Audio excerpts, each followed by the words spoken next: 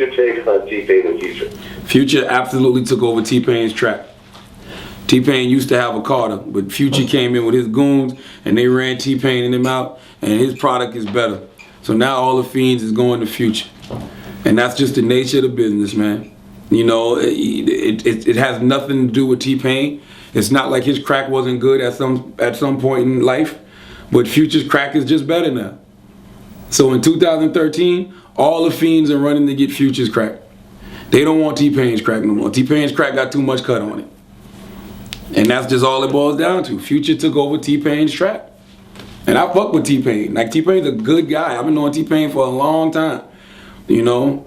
Me and T-Pain have a storied history. I remember when T-Pain came to Columbia, South Carolina on Highway 139, he was performing at a club called New Vibe that night in Somerton.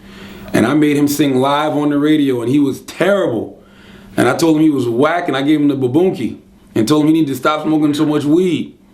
And that clip went viral, and it was on a bunch of different websites, a bunch of different radio stations were playing it across the country, and that's one of the first national looks I got that made people like Wendy Williams and everybody notice me. And T-Pain hated me. T-Pain called my phone, or called my homegirl's phone, and cursed me out and told me he was gonna see me and this and that. But then when I saw him again on the Wendy Williams show, he bigged me up, and he said it was because of that clip he started taking his career seriously. And he said he stopped smoking and stopped drinking and started really working on his vocals because of the embarrassment of that clip.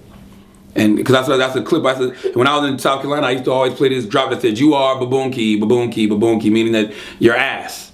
Because in Charleston we say boonki for ass, so your ass. And he had to straighten up after that. But now is the case in most situations when you take a break or. And Jay, don't get it fucked up. Jay absolutely did damage to T-Pain with that Death for Auto-Tune shit. And when he walked out at Summer Jam, when Hov was performing that record, he absolutely played himself.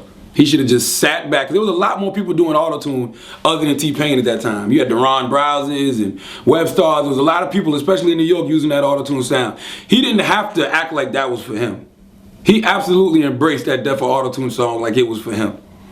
You know? And that's all of that kind of killed him a little bit. So it's like he fell back off the auto-tune thing. Future came up at a time when everybody even forgot that Death for Auto-Tune shit happened, and he capitalized off it. So now he's taking over T-Pain's track.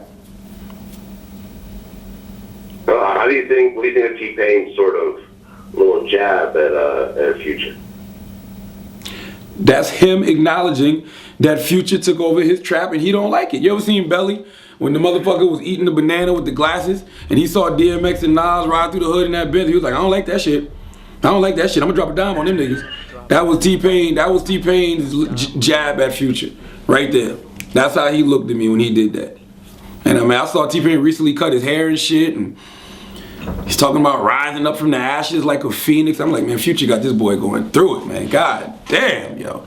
Future got this nigga out here like a depressed chick. Like, you know, depressed chicks start cutting their hair and start talking about how they gonna rise from the ashes like a phoenix. Like, god damn, T-Pain, it's just music. You made a lot of money, you'll be alright. Oh yeah, no, I'm sure his publishing checks are still crazy. Absolutely, they should be. And guess what? What T-Pain should be doing now is just trying to find a way to reinvent himself. You know, or maybe just find some artists to write for and put out. Because he's in a bad space right now, because he's in that same space that Nelly's in. He's in that space where it's somebody out here that's doing what you did. You know, Flo Rida's doing what Nelly did. Future's doing what T-Pain did. So now these new motherfuckers is saying, well, why Nelly sound like, who's this guy Nelly trying to sound like Flo Rida? Who's this guy T-Pain trying to sound like Future?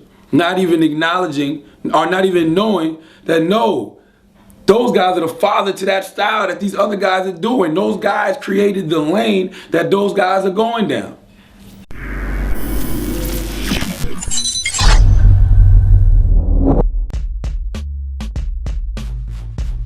Last time I checked, Cat Williams is either going to end up dead or living forever. And those two choices are fine. The real question is, if he were to die, would anyone care? And it makes him seem like one of the greatest philosophers of the world because his pen told you this years ago. He wrote what's happening nowadays. He's seen it. So it puts him on a level of a spirit or a god.